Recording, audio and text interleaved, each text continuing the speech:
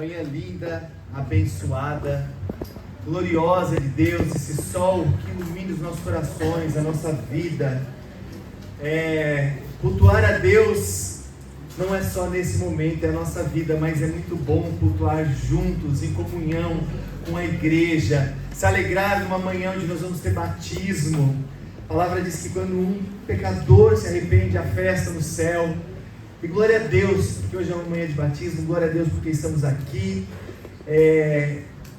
E agora nós vamos receber a palavra do Senhor e que ela seja ministrada aos nossos corações, não com força humana ou com qualquer sentimento de desejo, de vontade pessoal, mas que seja o poder de Deus.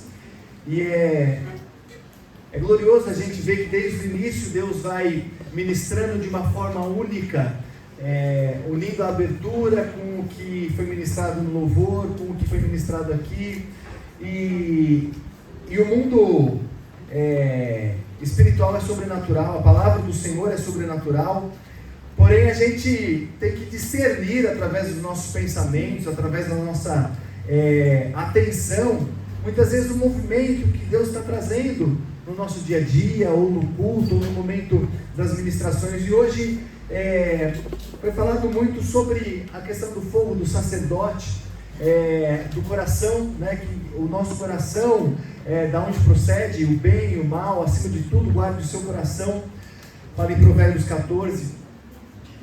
Então isso já vai servindo para a gente, a palavra também vai nesse sentido em relação ao coração, mas é algo muito importante de nós pensarmos de uma maneira bíblica sobre que todos nós somos sacerdotes, todos nós temos que manter o fogo aceso, e nós não podemos repassar essa responsabilidade, seja para outros em relação aos nossos pedidos, ou repassar essa responsabilidade para outros em relação aos nossos insucessos, porque no final das contas o que vale são as nossas decisões e o nosso relacionamento com Deus, né? Então é muito bom sentir a presença de Deus. Hoje eu quero falar com vocês, o tema da pregação é Jesus é maior. Jesus é maior. Pense em qualquer coisa grande no universo, ou em qualquer situação que você já viveu, ou qualquer problema que você tem, ou qualquer momento que você acha que jamais passará, jamais mudará, qualquer luta, qualquer dificuldade, seja ela emocional, física, material, Jesus é maior do que isso. Jesus é muito maior do que isso. E só isso já é fato da gente louvá-lo, engrandecê-lo todos os dias da nossa vida, o tempo inteiro. E esse é o nosso grande desafio: louvar a Deus através da nossa vida e cultuar a Deus 24 horas por dia, também no culto. E lembrando que a comunhão é fundamental. É fundamental. Em Atos 2, quando os discípulos estavam juntos, ali com o mover do Espírito, que até hoje está entre a gente, ele vai falar da oração, ele vai falar da comunhão, ele vai falar do poder da palavra. São pilares do cristianismo que a gente tem que destacar, e do sacerdócio universal que cada um de nós temos. Então quando a gente pensa, Deus é maior, então a gente tem que cultuá-lo. E quando a gente fala em Jesus é maior, e o texto que eu vou ler está em Marcos 3, de 1 a 6,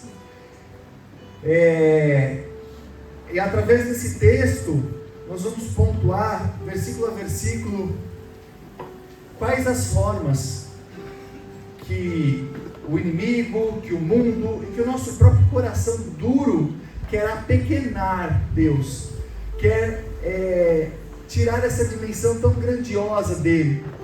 O cristianismo, há 2000 anos, Jesus, Deus, homem aqui na terra, no meio de nós, deixou o Espírito Santo para manter essa comunhão, essa trindade.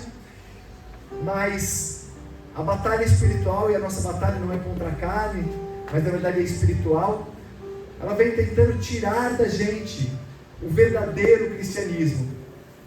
Primeiro, através de enganos, nós tivemos a Reforma 1500, e hoje parece que o que desvia a nossa atenção são coisas boas, coisas lícitas, e muitas vezes, coisas que não são pecado, mas elas tiram a nossa atenção.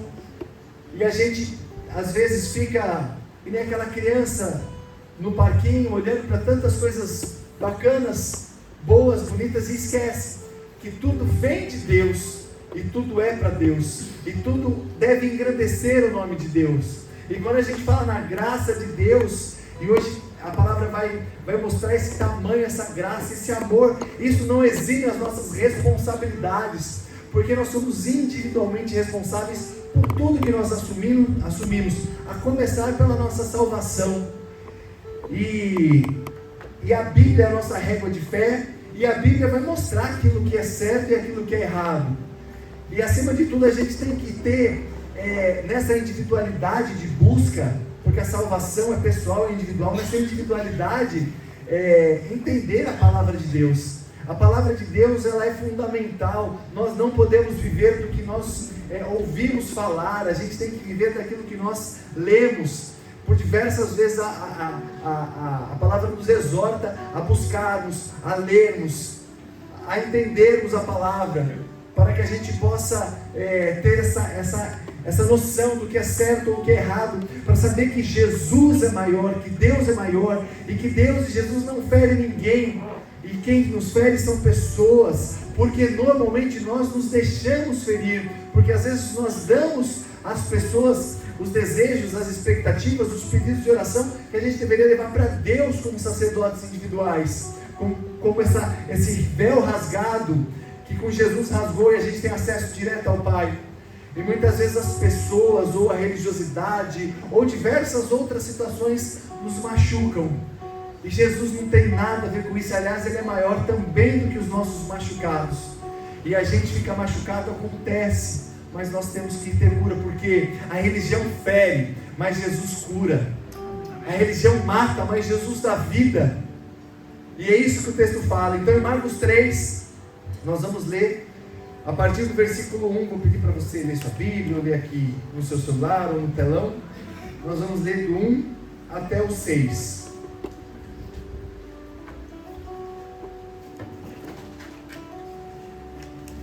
A palavra diz o seguinte: de novo, Jesus entrou na sinagoga. Estava ali um homem que tinha as mãos ressequidas. E estavam observando Jesus para ver se curaria aquele homem no sábado, a fim de o acusarem. Jesus disse ao homem da mão ressequida: venha aqui para o meio. Então lhes perguntou: é lícito no sábado fazer o bem ou fazer o mal, salvar uma vida ou deixar morrer? Mas eles ficaram em silêncio. Então Jesus, olhando em volta, indignado e entristecido com a dureza do coração daquelas pessoas, disse ao homem: estenda a mão. E o homem estendeu a mão e ela lhe foi restaurada.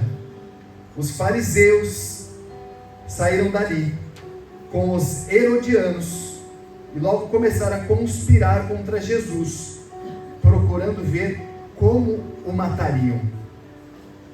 Em cada versículo a gente vai ver algo que a palavra nos mostra, e a palavra ela é viva e eficaz, e hoje ela aplica-se na nossa vida. Situações,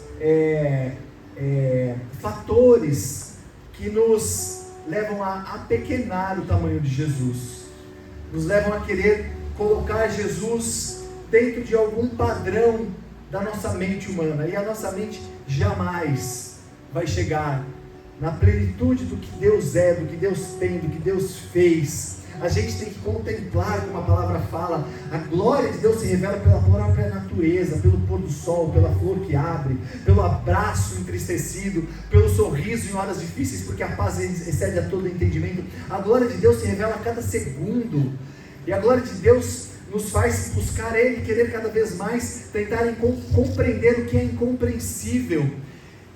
E todos nós temos no nosso coração essa raiz da eternidade. Em Eclesiastes fala: todo ser humano tem no coração o desejo da eternidade, porque nós fomos criados para a eternidade.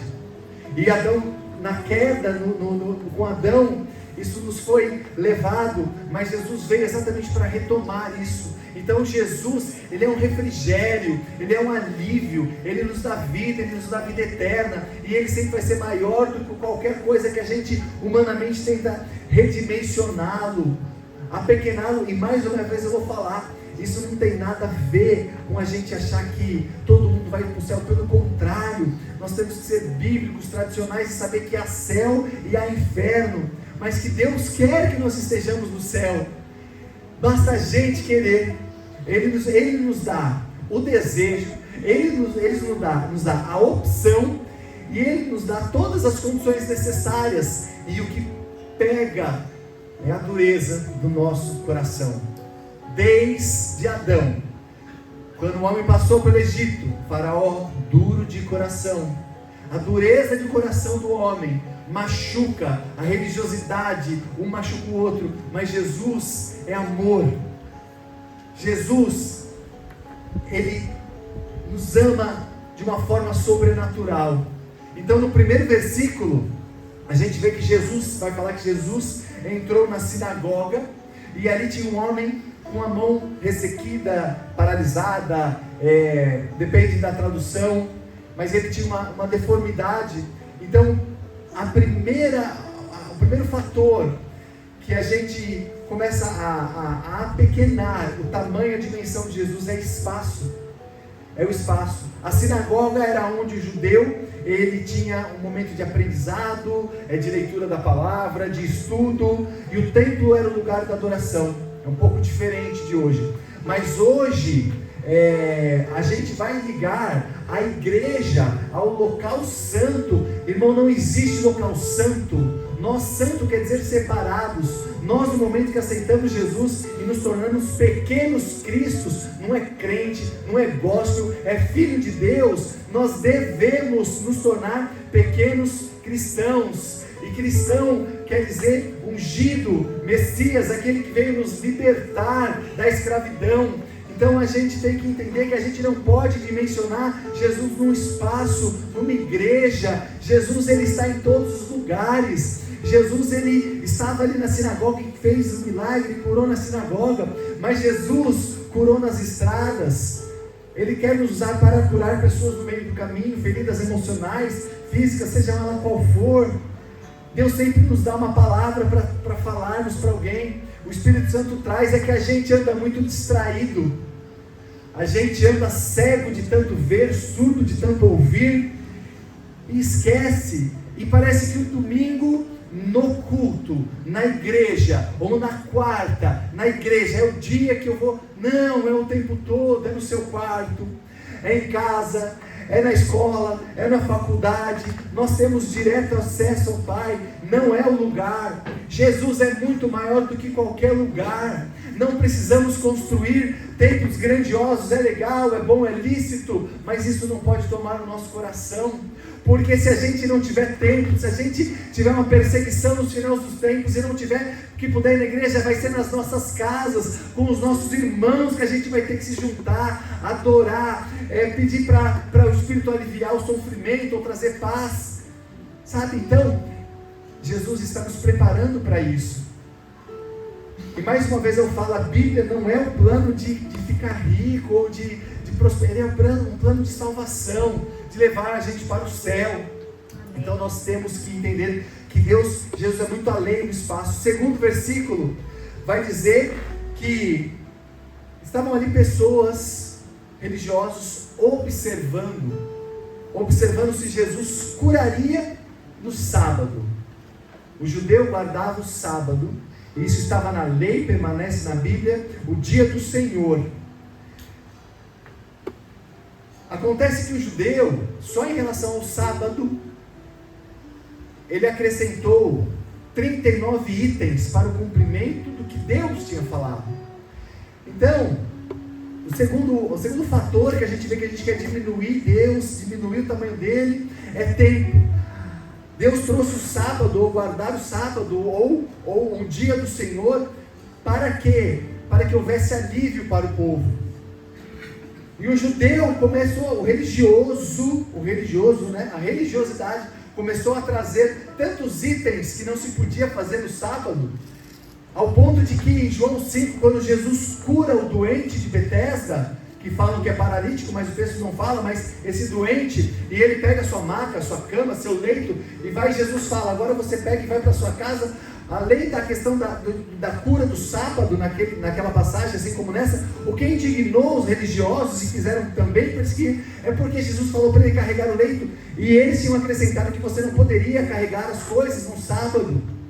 Então a gente quer limitar, e Jesus é muito maior do que qualquer momento, não podemos limitar o nosso culto a Ele, a uma manhã, a uma tarde, a uma noite, a um dia de semana. Nós temos que cultuar Ele o tempo inteiro. Jesus é muito maior do que qualquer momento, nós temos acesso, Ele é maior. Jesus é o Senhor do sábado, Jesus é o Senhor do tempo, Ele é eterno, Jesus é muito além disso. É bom fazer campanhas, é bom ter tudo isso, é ótimo, mas a gente tem que entender que quando a gente limita, a gente corre um grande risco de estar vivendo uma religião, e Jesus é muito mais do que uma religião. Jesus é muito mais do que isso. No versículo 3 vai falar que aquele homem foi chamado por Jesus para vir para o meio, aquele homem com aquele problema, a mão ressequida, a mão travada, a mão com uma deficiência. Então o versículo 3 vai falar que Jesus chamou ali. O terceiro fator que a gente muitas vezes usa para apequenar o tamanho de Deus, sendo que Jesus é muito maior, são os nossos problemas. Nós sofremos com os nossos problemas como se eles não tivessem solução, como se Deus não fosse muito maior do que os nossos problemas. A princípio, quando a gente olha o texto, fala, poxa, o milagre da mão ressequida, textos históricos, eu vou fazer uma ilustração com base histórica, isso não está aqui na Bíblia, mas esses textos dizem que esse homem, ele era pedreiro, vamos dizer, nos dias atuais. Então essa deformidade para ele era muito pior, essa situação que ele estava vivendo era muito pior do que para uma simples pessoa. Você ter uma deficiência na mão já é complicado, mas para alguém que precisa dela para sobreviver, é muito pior. Mas a gente apequena Deus e parece que os nossos problemas são grandes demais, e a gente sofre, e nós não somos humanos, nós vamos sofrer, mas os nossos problemas são muito pequenos perto do tamanho de Deus, aquele que criou o céu e a terra, aquele que fez tudo, aquele que nos dá a salvação. E ainda que os problemas não se resolvam, eles vão ser temporários, porque a nossa esperança não está aqui, ele está na terra, na vida eterna, no céu.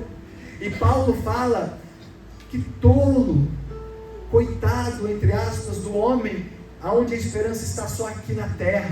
Então nós usamos os problemas para apequenar a Deus. E eu te pergunto, qual é o seu problema essa manhã?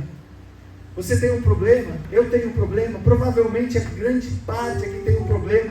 E talvez falar dos problemas e fazer um apelo dos problemas seria muito bonito, e se pedisse para vir na frente, iria lotar aqui, mas daí a gente ia vir com os nossos problemas e a gente ia embora com os nossos problemas, porque vir à frente, se o nosso coração não está em Jesus, não vai mudar a nossa vida.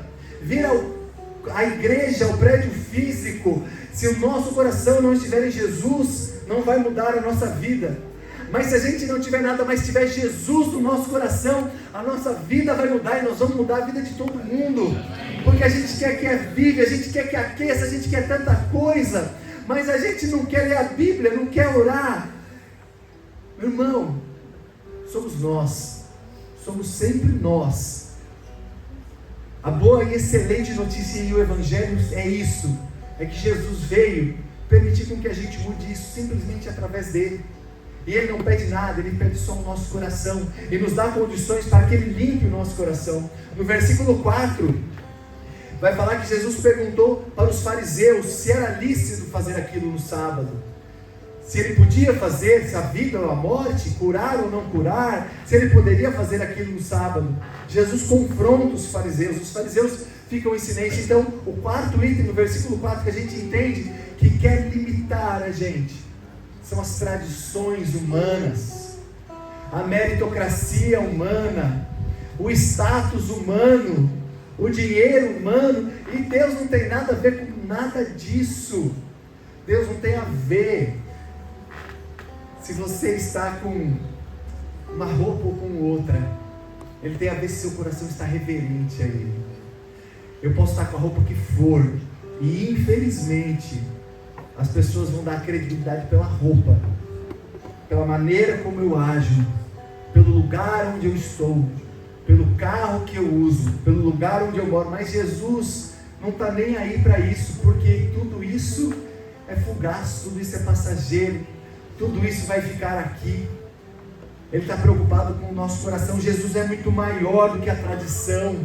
E ele perguntou para os judeus status, riqueza, tudo aquilo que eles tinham, se era lícito. Jesus não está preocupado com nada disso. Ele ama todos, indistintamente. Ele ama todos. Assim como Jesus, nós não devemos amar o pecado. E Ele mostra para a gente o que é pecado. A gente não precisa bater no pecado. A gente tem que viver o que é reto. E tudo que é torto vai aparecer. E a gente tem que amar o pecador, porque Jesus amava o pecador. E esse tem que ser o desejo do nosso coração, como sacerdotes, cada um, homem, mulher, individualmente. Nós temos acesso direto, nós não precisamos de intermediários. Nós devemos ter comunhão e orar em grupo. Mas, como a palavra fala, quando eu me tranco no quarto, aquele que me vê em secreto, eu não me tranco no quarto para me mostrar para Deus, porque aquele que me vê em secreto, eu não contribuo, não dou esmola na rua para me mostrar para Deus, porque a palavra também fala, aquele que me vê em secreto. Ele está o tempo inteiro do nosso lado. O Espírito Santo, Ele paira entre nós. Ele está aqui nessa manhã, mas quando a gente sair, Ele vai estar junto. E aí a gente é santo às vezes num prédio, ou num lugar, ou em certas companhias, mas a gente às vezes é só estar sozinho um pouco, e o nosso coração é duro. E se a gente não pedir para Deus mudar o nosso coração, nós vamos viver e morrer numa religiosidade que Jesus nos ensina que devemos fugir dela, e nos dá condições de fugir dela. Jesus não está preocupado com a tradição, o status, o dinheiro, a meritocracia, o que estudou, o que deixou de estudar. Ele ama todos de uma forma igual. No versículo 5, ele vai falar que Jesus, entristecido, triste, indignado com a dureza do coração daquelas pessoas, chamou e curou aquele homem. Nosso coração, irmão, ele só vai deixar de ser duro o dia que a gente pedir para Jesus vir e trocar esse coração de pedra que nós temos. Ezequiel fala isso, por um coração de carne, um coração compadecido, um coração que é humano e vai ter desejos humanos, mas que com o passar do tempo vai se compadecer com aquele que está à margem da sociedade, vai se compadecer com a tristeza dos outros, de uma forma genuína e não de uma forma mecânica. A gente anda tão imerso nas coisas do mundo que a gente tem que ser intencional para rezar, para orar, para buscar Deus. A gente tem que ser intencional para dar um abraço. A gente tem que ser intencional para, não, isso tem que fluir. O cristão, o pequeno Cristo, tem que ter o coração disposto a amar. E essa religiosidade que mostra no versículo 5, que é a religiosidade é a maneira como a gente externa a nossa crença. E a maneira como a gente externa a nossa crença, ela vai importar muito pouco, porque o que importa é o que está no nosso coração. Jesus chamou os religiosos de sepulcro caiado, ou seja, a gente pega uma aparência externa, passa um cal, dá um jeitinho, faz uma maquiagem, mas interno está todo bagunçado, todo cheio de pecado, sabe, todo religioso.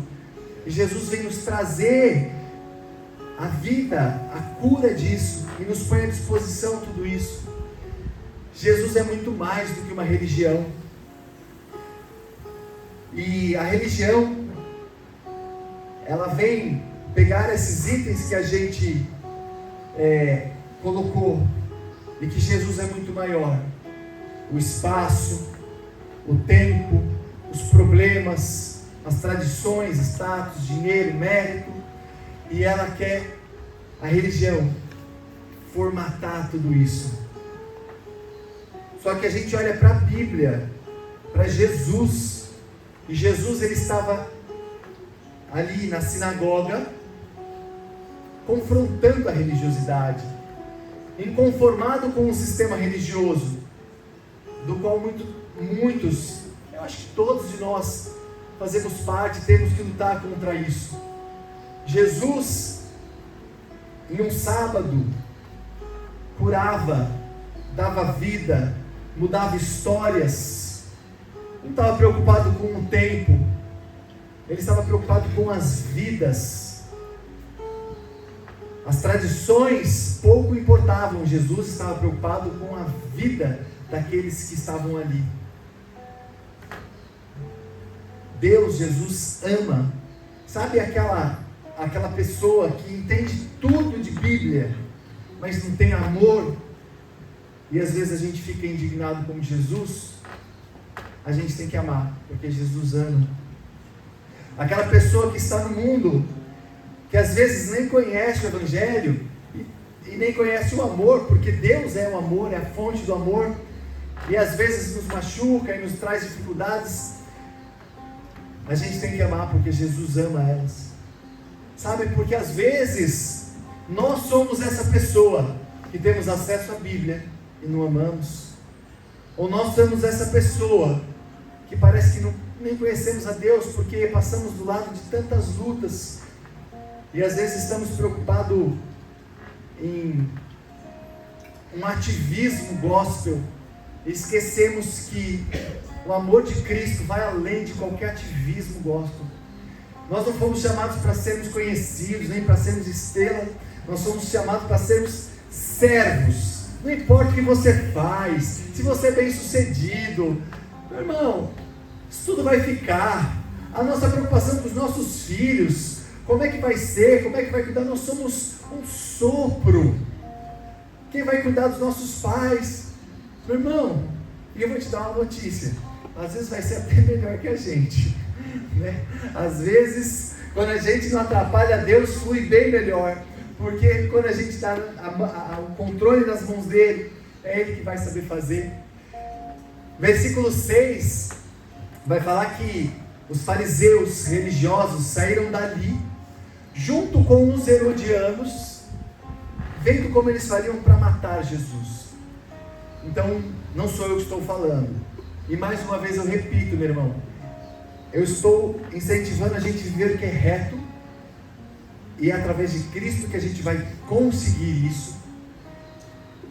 E eu sou, para quem me conhece, muito tradicional, sabe, muito tradicional, porque a palavra ela é muito clara em relação aos caminhos que a gente deve seguir, e ela nos dá a opção, e o céu e o inferno existem, e o crente acha que não existe muitas vezes. O crente, o gospel, e eu me coloco, não estou falando de ninguém, estou falando de mim, essa palavra é para cada um de nós, e a gente aplica individualmente. Assim como nós levamos as nossas lutas para Deus individualmente, a resposta vai vir individualmente. Aqui, na verdade, a única coisa que eu peço a Deus pelo Espírito dele, que eu seja simplesmente um comunicador do que o Espírito já revelou, mas que isso venha no nosso coração e faça morada e frutifique. Eu sou muito tradicional, meu irmão. Às vezes você olha para mim e parece que parece que a gente é um pouco mais despojado. Não, a gente, cara, o inferno, se a gente não tomar cuidado, se a gente não manter a guarda alta, a gente pensa que está em pé, como Paulo fala. Não, nós somos casados há 25 anos e todo dia a gente fala, isso não é segredo, isso não é. Se a gente não tiver a guarda alta, nosso casamento vai por água abaixo. Ah, mas seu filho é bem criado, meu filho é bem criado. Ele não é. Amanhã isso tudo pode mudar. Deus pode pegar o que é ruim e transformar em bom. E se a gente não se manter no caminho, se individualmente a gente não buscar Deus, e se alguém nos ferir, o problema é da pessoa com Deus, sabe? A gente vai prestar contas individualmente, os dons que a gente não está usando. Nós não vamos deixar muitas vezes de ter um relacionamento com Deus, porque Deus sabe que nós somos fracos. Mas a gente não pode se conformar, a gente não pode se amornar. E se Jesus deu a visão para para João em Apocalipse, para falar às 7 igrejas, logo depois da vinda dele. Imagina 2000 anos depois, como nós estamos necessitando do poder de Deus para nos mantermos quentes, com fogo, aquecido, e não ver uma mornidão. Mas isso, meu irmão, não é gritando nas praças, com eloquência. E nós vamos para as praças, e é bom ir para as praças. Mas se a gente não tiver Jesus, e eu tenho falado, a gente vai lotar a praça, lotar a parque, não vai mudar ninguém.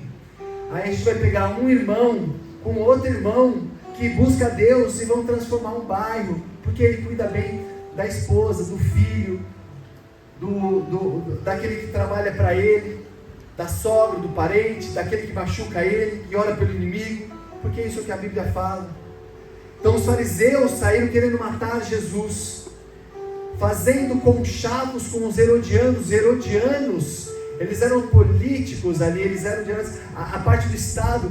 A gente, como cristão, a gente acha que o Estado vai resolver os nossos problemas. Os fariseus faziam isso. Religião se conecta com muitas coisas, mas o cristão se conecta com Jesus.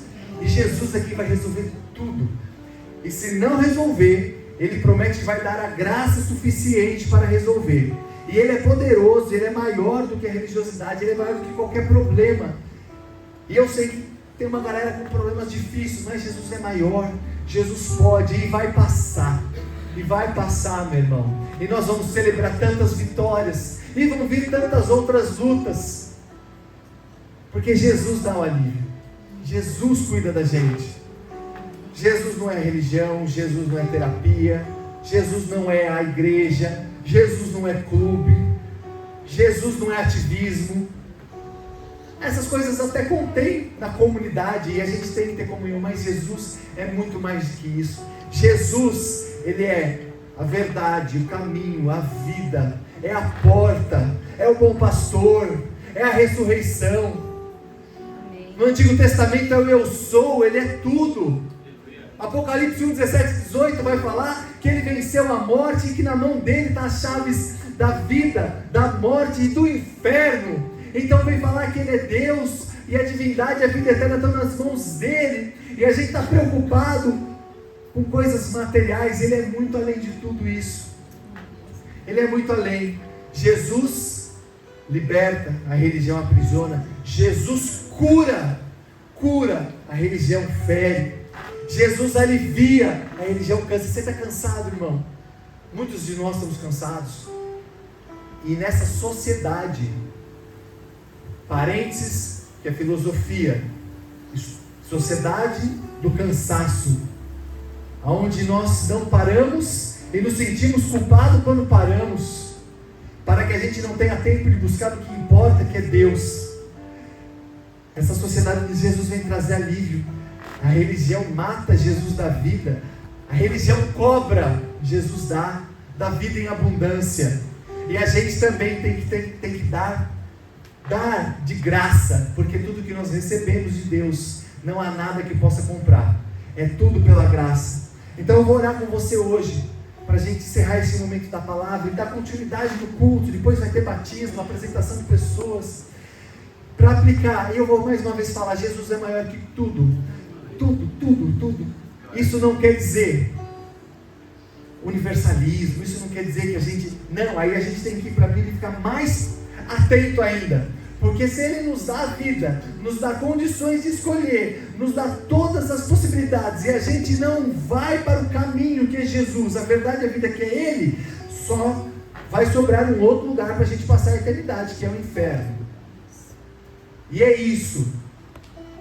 Agora, não é por isso que é pesado, mas Jesus nos dá a condição de enfrentar, que a gente não vai amar o rico, o pobre, o preto, o branco, o amarelo, o verde, o gay, o macho, a fêmea, o machista, a feminista. A gente ama todo mundo, porque aquele que estiver aqui, aquele que estiver perto da gente, aquele que estiver conosco e com Jesus, ou ele vai mudar e ele vai se tornar filho de Deus como nós, e nós somos iguais, e Deus nos ama da mesma forma, ou simplesmente ele vai escolher outro caminho. Obrigado, amor.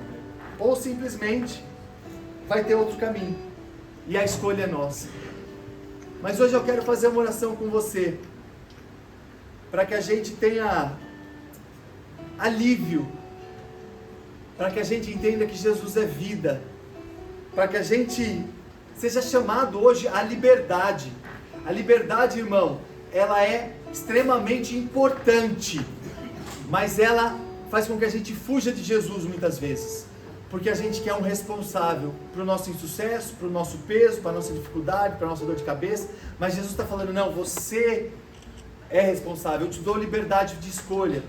Então te chamar a liberdade, a leveza de Jesus, ao sorriso de Jesus, e não ao fardo da religiosidade, que isso cansa, isso mata. Então, que hoje, nessa oração, talvez você vai ser curado de uma doença, talvez você vai ser curado de um machucado na sua alma, mas que você saia daqui sabendo, vamos celebrar a vida, vamos celebrar Jesus, vamos buscar Jesus, porque é Ele quem muda, é Ele quem vai fazer com que as nossas escolhas sejam as certas, é Ele quem vai nos levar para o céu. E Ele pode também resolver todos os problemas que está aqui, porque Ele é muito maior. Talvez seja hoje, e eu oro a Deus que seja. Amém, Senhor, em nome de Jesus, Pai. Nós